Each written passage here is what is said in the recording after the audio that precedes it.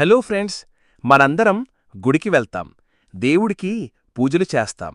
కొబ్బరికాయలు, పువ్వులు, పండ్లు సమర్పిస్తాం. కాని ఒక వేటగాడు తన కళ్ళనే పెకిలించి శివుడికి అర్పించాడంటే నమ్మగలరా? ఆయనే కన్నప్ప. ఈరోజు మనం ఆ మహాభక్తుడి కథేంటో తెలుసుకుందాం. ఈ కథ మీ మనసును కదిల్చడమే కాదు, భక్తికి అసలైన అర్థమేమిటో చూపిస్తుంది. కన్నప్ప ఎవరు? కన్నప్ప అసలు పేరు తిన్నడు.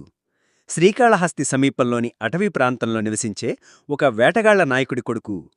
చిన్నప్పటినుంచీ వేటలో ఆరితేరిన తిన్నడు చూడ్డానికి గంభీరంగా, దృఢంగా ఉండేవాడు. కాని అతని మనసు శివుడిపై లగ్నమై ఉండేది. ఒకరోజు వేటకు వెళ్లిన తిన్నడికి ఒక కొండపై శివలింగం కనిపిస్తుంది. ఆ లింగాన్ని చూసిన క్షణం నుంచి తన జీవితం మారిపోయింది.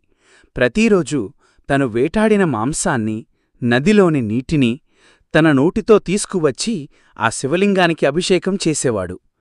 పూలు, పండ్లతో పాటు తను ఎంతో ఇష్టంగా వేటాడిన మాంసాన్ని నైవేద్యంగా పెట్టేవాడు. సాధారణంగా మనం గుడిలోకి మాంసాన్ని తీసుకువెళ్లం. కాని తిన్నడి భక్తి ముందు ఆ నియమాలేవీ నిలవలేదు. శివుడు కోరుకునేది నిర్మలమైన భక్తి మాత్రమేనని ఈ కథ మనకు చెబుతోంది. తిన్నడి అచంచల భక్తిని పరీక్షించారనుకున్నాడు పరమశివుడు. ఒకరోజు శివలింగంపై ఉన్న ఒక కన్ను నుంచి రక్తం కారడం మొదలైంది. ఇది చూసిన తిన్నడు తల్లడిల్లిపోయాడు. ఎన్నో ఆకుపసళ్లు వేసి చూశాడు. కాని ప్రయోజనం లేకపోయింది. అప్పుడు అతనికి ఒక ఆలోచన వచ్చింది. కంటికి కన్ను అనే సిద్ధాంతాన్ని నమ్మి తన కన్నును పెకిలించి ఆ శివలింగం కన్ను ఉన్న చోట అంటించాడు. ఆశ్చర్యంగా రక్తం కారడం ఆగిపోయింది. కాని శివుడు పరీక్ష ఇంకా ముగియలేదు. రెండవ కన్ను నుంచి కూడా రక్తం రావడం మొదలయింది.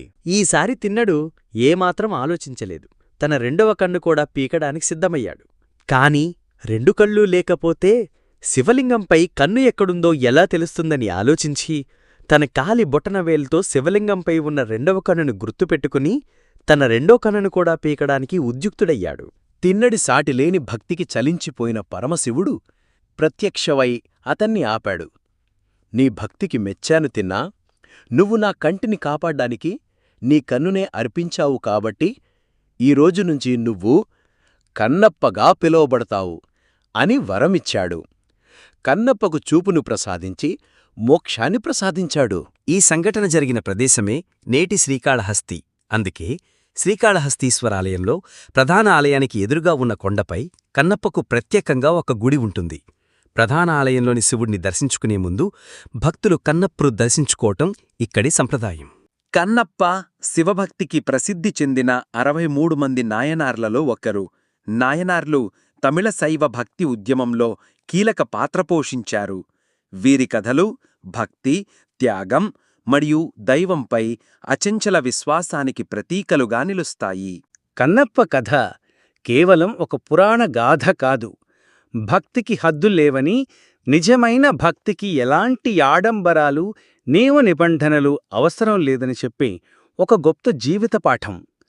మనస్సులో స్వచ్ఛమైన భక్తి ఉంటే దేవుడు తప్పకుండా పలుకుతాడని కన్నప్ప జీవితం మనకు చూపిస్తోంది. ఫ్రెండ్స్, కన్నప్ప కథ మీకు నచ్చిందని ఆశిస్తున్నాను.